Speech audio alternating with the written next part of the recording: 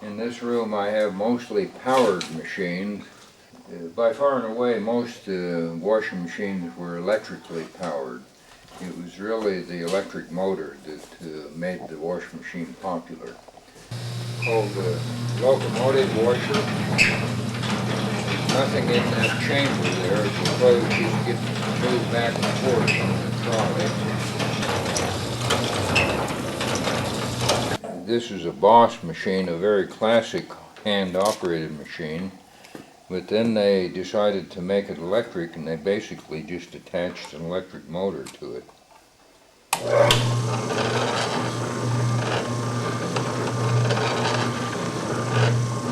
So you put the clothes between this and the bottom, and this just gets rocked over as this is moving also, but it just forms two surfaces. The bevel gear that brings the power up and makes the curve to this knuckle, and you see that's operating.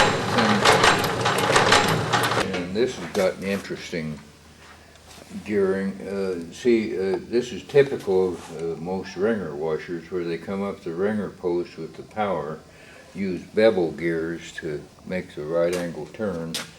But on this earlier model, they didn't use bevel gear, they used a series of U-joints in that tube to make the turn for the power. This is an interesting power train. It got all the clutch for the cone agitator there.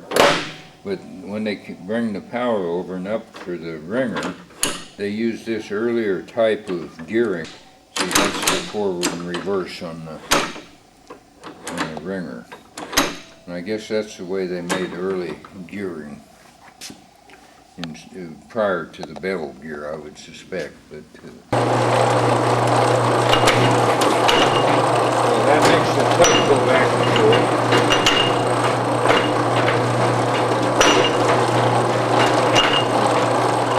Okay. That's the forward and reverse clutch for the wringer. Two cones attached inside there, but you see the idea of this machine as the cones are operating, and the hook gets ratcheted around and moves under the cone.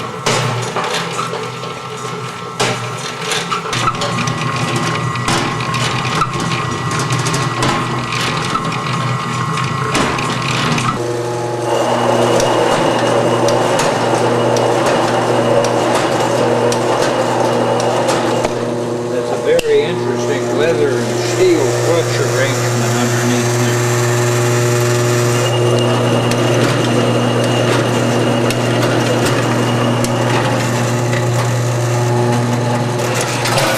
This flows out of the water and they drain.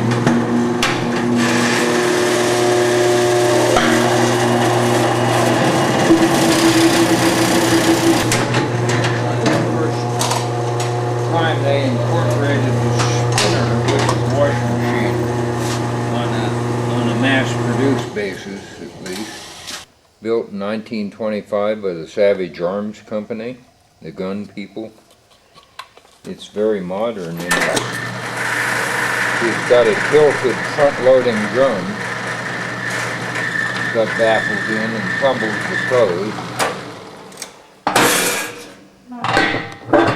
You do this. I leave the lid off because one day I was doing that. The lid flew off and cut a lady right in half. One of two competitors for the first electric machine, vintage 1906 to 7.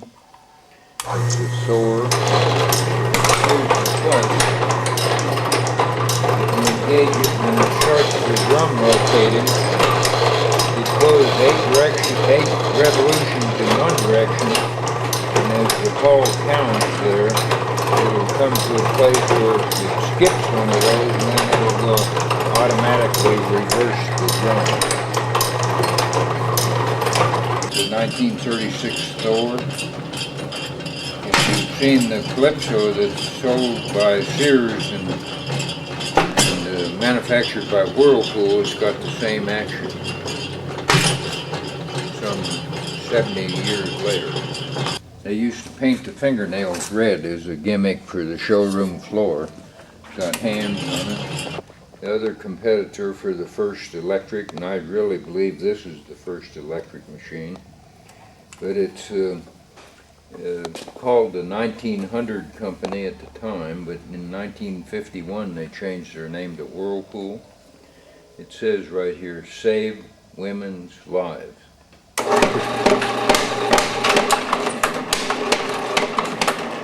The idea, you put the clothes under this disc and on top of the corrugated bottom, and the clothes get scrubbed back and forth. In the original patent on this machine, it was powered by a water turbine that was belted to that pulley, and the turbine was just attached to a faucet. This is the actual truth where Chubby Checker got the twist. He got it from this machine, and this is the boy and this is the girl.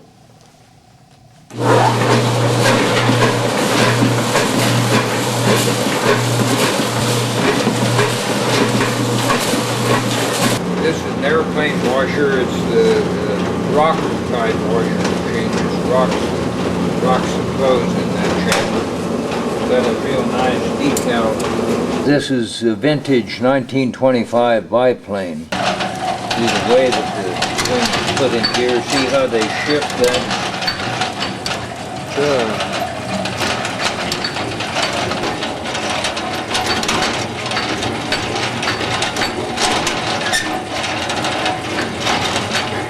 Okay.